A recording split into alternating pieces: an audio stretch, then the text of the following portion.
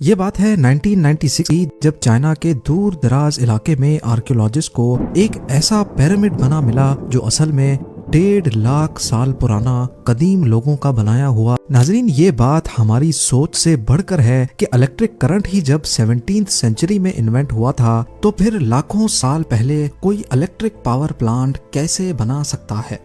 ये ऐसा ही है जैसे पेट्रोल की इन्वेंशन से पहले कोई गाड़ी बना ले या फिर टेलीफोन की इन्वेंशन से पहले स्मार्टफोन। आज हम चाइना में हुई 2 ऐसी डिस्कवरीज के बारे में जानेंगे जो पॉसिबल तो सिर्फ आज की दुनिया में है, पर असल में इनको हजारों साल पहले बनाया गया था। सबसे पहले हम बात करेंगे तिब्बत की। तिबेटन प्लेटो हिमालयाज के नॉर्थ में वाक़े चाइना का एक ऑटोनोमस रीजन है। यहाँ दुनिया के ऊंचे तरीन पहाड़ हैं, इसी वजह से अक्सर इसको दुनिया की छत यानी रूफ ऑफ द वर्ल्ड भी कहा जाता है। 1937 में तिब्बत के पहाड़ों पर एक आर्कियोलॉजिकल एक्सपीडिशन हुआ था जिसको आर्कियोलॉजिस्ट ची पू टाई लीड कर रहे थे।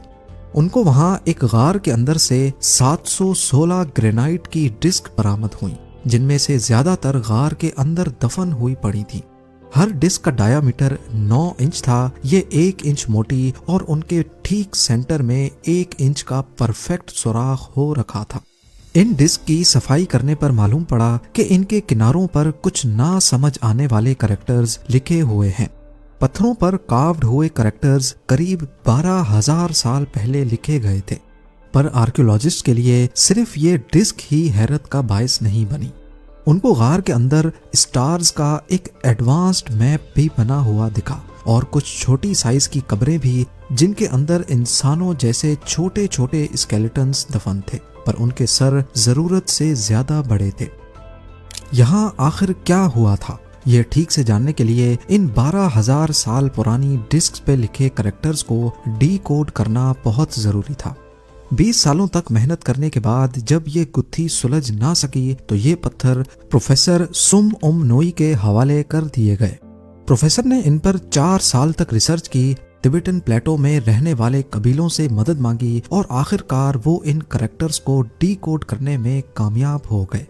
ये लिखाई यहाँ रहने वाले किसी कबीले ने 12,000 साल पहले लिखी थी।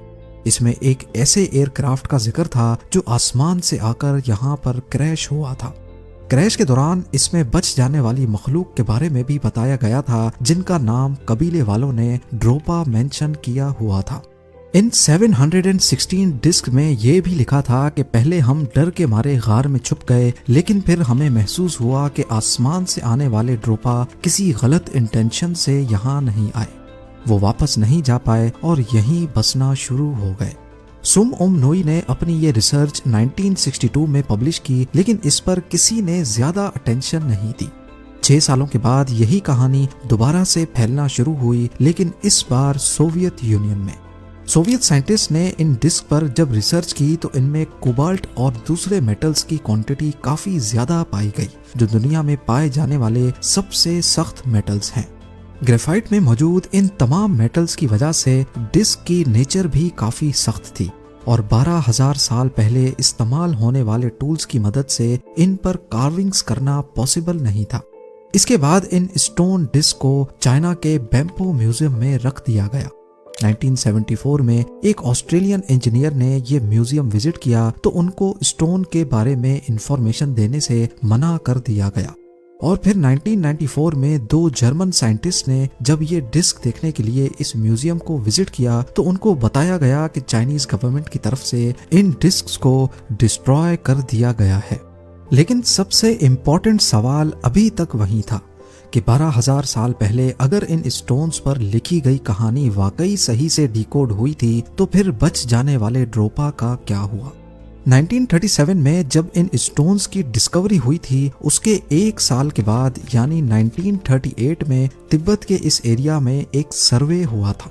यहाँ 2 कबीले बसते थे जिनकी नस्लों को एंथ्रोपोलॉजिस्ट ने यहाँ बसने वाले दूसरे चाइनीज, मंगोल और तिब्बतन कबीलों से काफी मुख्तलिफ पाया। इनकी स्किन येलो, सर जरूरत से बड़े और इनके जिस्म पर काफी कम बाल थे, जबकि इनका कद 3 फुट 6 इंच से लेकर मैक्सिमम 4 फुट 7 इंच रिकॉर्ड किया गया, लगभग उतना ही जितना गार के अंदर मिले स्केलेटन्स का था। तो अब सवाल उठता है कि क्या ये 12,000 साल पहले बच जाने वाले ड्रोपा की ही नस्ल तो नहीं है। आज भी एक कबीला नॉर्दर्न टिबेटन प्लेटो में रहता है जिनको ड्रोपा तो नहीं बल्कि ड्रोकपा कहा जाता है, पर इन लोगों की हाइट नॉर्मल इंसानों जैसी है।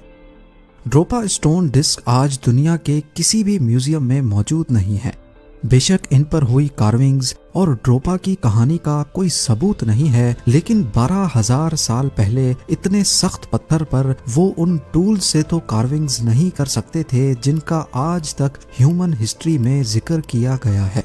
जाहिर है उनके पास कोई ऐसा टूल जरूर था जिसका हमें अंदाजा भी नहीं। अब बात करते हैं चाइना में ही की जाने वाली एक दूसरी डिस्कवरी की। 1996 में चाइनीज आर्कियोलॉजिस्ट को 1.5 लाख साल पुराना एक ऐसा पिरामिड नुमा पहाड़ मिला जिसके अंदर मौजूद एविडेंसेस ये इशारा देते हैं कि ये उस वक्त का इलेक्ट्रिक पावर प्लांट था। जी हाँ, चाइना की किंगहाई प्रोविंस में लेक टूसू के साउथ में माउंट बाइगोंग नामी पहाड़ है। इस पहाड़ के अंदर एक गार है जहां आर्कियोलॉजिस्ट ने ये हैरान कर देने वाली डिस्कवरी की। गार के अंदर लोहे के बहुत सारे टुकड़े मिट्टी में बिखरे हुए थे और कुछ अजीब शक्ल के पत्थर भी पड़े हुए दिखाई दिए। ना सिर्फ इतना, कहानी में ट्विस्ट तब आया जब उनको लोहे के पाइप्स नजर आए जो पहाड़ के अंदर जा रहे थे। मालूम पड़ा कि ये गार, ये केव कोई नेचुरल नहीं है बल्कि इसको किसी ने बनाया है, और ये पहाड़ भी असल में पहाड़ नहीं बल्कि एक पिरामिड है जो वक्त के साथ साथ अब अपनी ओरिजिनल हालत में नहीं रहा। शुरुआत में तो ये सारा मंजर बहुत ही कंफ्यूजिंग लग रहा था। साइंटिस्ट जितना माउंट बाइगोंग के बारे में जानने की कोशिश करते उतने ही नए सवालात का पहाड़ खड़ा हो जाता। बीजिंग इंस्टीट्यूट ऑफ जियोलॉजी ने जब यहाँ लोहे के पाइप्स पर रिसर्च की तो मालूम पड़ा कि इनको 5-10 नहीं बल्कि 1.5 लाख साल पहले बनाया गया था। यहाँ मुख्तलिफ साइज के पाइप्स थे जिनमें ज्यादातर का डायामीटर 18 इंच था, जबकि कुछ पाइप चावल के दाने जितने छोटे भी थे और कुछ इतने बड़े कि इंसान भी उसमें से गुजर सकता है। साइंसदानों को ये समझ नहीं आ रहा था कि आयरन एज से भी लाखों साल पहले ये पाइप्स कैसे बनाए गए थे, इनको किसने और क्यों बनाया था। इन पाइप्स का यहाँ पर कोई खास मकसद तो नजर नहीं आ रहा था, जबकि 260 फीट दूर टूसू लेक में भी कुछ ऐसे ही पाइप्स देखे गए। ये पाइप्स लेक के पानी के लेवल के नीचे और ऊपर दोनों जगह पर देखे गए। कुछ रिसर्चर्स का मानना है कि ये पाइप्स शायद पिरामिड के अंदर पानी पंप करने के लिए डाले गए थे। पाइप्स पर मजीद रिसर्च करने से मालूम पड़ा कि इनके अंदर 30% जंग लगा हुआ था, जो इस थ्योरी को साबित करता है कि इसके अंदर से पानी को ही गुजारा जाता था। अब क्योंकि टूसू एक सॉल्ट लेक है, इसी वजह से एक थ्योरी इशारा देती है कि ये पाइप्स इलेक्ट्रोलिसिस के लिए इस्तेमाल किए जाते थे। इलेक्ट्रोलिसिस उस प्रोसेस को कहते हैं जब पानी में से इलेक्ट्रिक करंट को गुजारा जाता है, जिससे पानी के मॉलिक्यूल्स ऑक्सीजन और हाइड्रोजन में टूट जाते हैं। इस प्रोसेस में अगर नमक डाल दिया जाए तो इलेक्ट्रोलिसिस का प्रोसेस काफी तेज हो जाता है, क्योंकि सॉल्ट वाटर ज्यादा अच्छा कंडक्टर है और टूसू लेक में ऑलरेडी नमक वाला पानी है। इलेक्ट्रोलिसिस के जरिए से अलग होने वाला हाइड्रोजन बहुत काम आ सकता है। सबसे बढ़कर ये एक फ्यूल के तौर पे भी काम कर सकता है। इसके अलावा पाइप्स के अंदर सिलिकॉन डाइऑक्साइड भी मिला, जो कि नॉर्मली कॉर्ड्स के अंदर होता है, और कैल्शियम ऑक्साइड भी, जो कि क्विक लाइम कहलाया जाता है। ये बहुत ही कमाल के मटेरियल्स हैं। जैसा कि कॉर्ड्स के ऊपर अगर प्रेशर डाला जाए तो ये इलेक्ट्रिसिटी जनरेट करता है। इसको पीजो इलेक्ट्रिक इफेक्ट कहते हैं। एक्सपर्ट्स का ख्याल है कि 18 इंच मोटे पाइप में से जितना पानी गुजरता होगा उसके वजन से कॉर्ड्स इलेक्ट्रिसिटी जनरेट करता था। याद रहे कि इजिप्ट के पिरामिड्स भी इसी तरह पानी के एक बहुत बड़े एक्वाफर के ऊपर बने हुए हैं। गीजा पिरामिड्स में भी कई जगह से कॉर्ड्स और मेटल के पाइप्स मिल चुके हैं। फेमस साइंटिस्ट निकोला टेस्ला ने भी इन्हीं असूलों की बुनियाद पर वार्डन क्लिफ टावर बनाया था। इस कदीम तरीके को इस्तेमाल करते हुए टेस्ला का मानना था कि वो फ्री इलेक्ट्रिसिटी जनरेट करके उसको दुनिया के किसी भी कोने में भेज सकते हैं। लेकिन जब टेस्ला अपने प्रोजेक्ट को कंप्लीट करने के बहुत करीब थे तो इन्वेस्टर्स ने उनका साथ छोड़कर ऑयल में इन्वेस्ट कर दिया। माउंट बाइगोंग के पाइप्स में जो क्विक लाइम मिला था, ये बेसिकली पानी के साथ रिएक्ट करके हीट प्रोड्यूस करता है, पर जब इसमें से पानी निकाला जाए तो ये वापस अपनी ओरिजिनल हालत में आ जाता है। यानी माउंट बाइगोंग में एक इलेक्ट्रिसिटी प्लांट होने के सारे सबूत मौजूद थे। इसमें मौजूद पाइप्स पानी पंप करने के लिए, कॉर्ड्स जो कि इलेक्ट्रिसिटी बनाता था, ये इलेक्ट्रिसिटी पानी में से हाइड्रोजन और ऑक्सीजन को इलेक्ट्रोलिसिस के जरिए अलग करती थी, क्विक लाइम जो कि पानी के साथ मिलकर प्रेशर जनरेट करता था, ये प्रेशर कॉर्ड्स पर मजीद प्रेशर डालता और ज्यादा से ज्यादा इलेक्ट्रिसिटी पैदा हो सकती थी।